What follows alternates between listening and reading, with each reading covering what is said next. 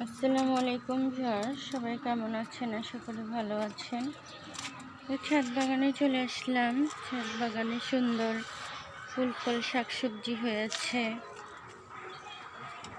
তারপরে কবুতর খাবার খাচ্ছে, কবুতরকে খাবার দিলাম, খাবার খাচ্ছে কবুতর।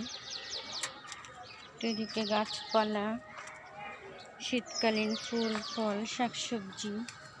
এদিকে ঢেঁড়স ধরে আছে গাছে। তারপরে মাশাআল্লাহ এই যে করলা, এবার অনেক করলা ভালোই ধরেছে। করলা খেয়েছি অনেক, মাশাআল্লাহ আরও হয়েছে। তো আজকে দেখাবো কি কাজ করলাম।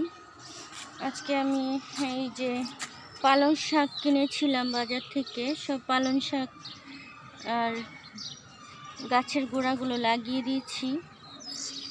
শশা গাছগুলো হয়নি, তো মাথা ভেঙে লাগিয়ে দিয়েছি, দেখি হয় কিনা। এদিকে সিম গাছ, আদা গাছ, আর এদিকে হচ্ছে কামরাঙ্গা ধরেছে, মালবেরি ফলও ধরেছে।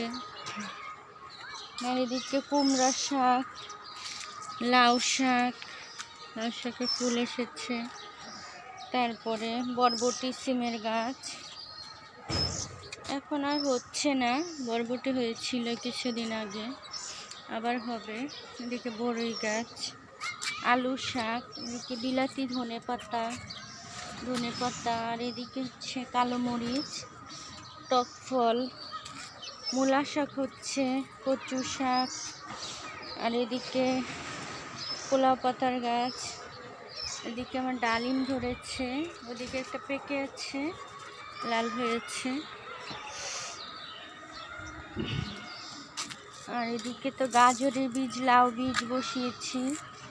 চারা গাছ বেগুনের বড় হচ্ছে। এদিকে করলা হয়েছে। তো এদিকে লেবু গাছে লেবু, ছোট বড় সব ধরনের লেবু হয়েছে। এদিকে মূলা শাক, মরিচ ধরেছে মরিচ গাছে। আর এদিকে সুন্দর মূলা শাক হয়েছে। আমি মূলা শাক কিনে শাক খেয়ে গাছের গোড়াগুলো লাগিয়ে রাখি। তো এইভাবে লাগিয়ে দিলে কিন্তু এরকম সুন্দর শাক পাওয়া যায়। এদিকেও নানা রকম গাছ। এদিকে আমড়াগুলো পেকে গেছে, গাছ হলুদ হয়ে গেছে। এদিকে ঢেঁড়স হয়েছে। আর এখানে আমি এই যে গাছ লাগিয়ে দিয়েছিলাম, চারাগুলো বড় হচ্ছে, বেগুনের চারা। আর এদিকে হচ্ছে লাউ চারাটাও বড় হয়ে গেছে। এদিকে আরেকটা করলার চারা বড় হচ্ছে।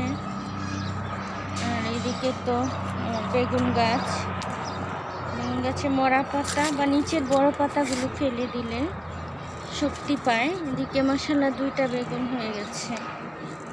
তো এদিকে তো আমার নানা রকম শাকসবজি গাছ। তো এই যে বরবটি সিম অনেক বড় হয়, এই যে এরকম বড় বড় হয়।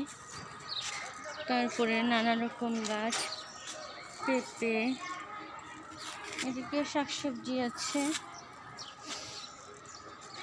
করলা আছে, সিম আছে, বড়ই, সফেদা। তারপরে এদিকে পেয়ারা গাছে পেয়ারা ধরেছে কিছু, এখানে একটা ধরেছে মাশাআল্লাহ। এদিকে 2টা ধরেছে। এদিকে ফুল আসতেছে, এটা থাই পেয়ারা গাছ। আর এদিকে পুঁই বিচি হয়েছে অনেক। এদিকে আমার ধনের পাতাগুলোর কি অবস্থা, মাশাআল্লাহ ব্যাগ সরিয়ে দিচ্ছি, বিড়ালের বাচ্চারা আবার নষ্ট করে ফেলবে। যে এদিকে হচ্ছে লাউ গাছগুলো বড় হচ্ছে, চারা গাছগুলো অনেক বেয়ে উপরের দিকে উঠে গেছে। আর এদিকে হলো আমার নানা রকম ফুলের গাছ। তো বাগানে আসলে শীতকালে কিন্তু বেশি কাজ করা হয়, রোদে বসে বসে সব কাজ, বাগানের কাজগুলো এগিয়ে নিচ্ছি। তো হাজারি গোলাপ ফুল, নানা রকম ফুল। এদিকে কিন্তু একটা সবজি ধরে বড় হচ্ছে, এটা হচ্ছে ধুন্দুল সবজি।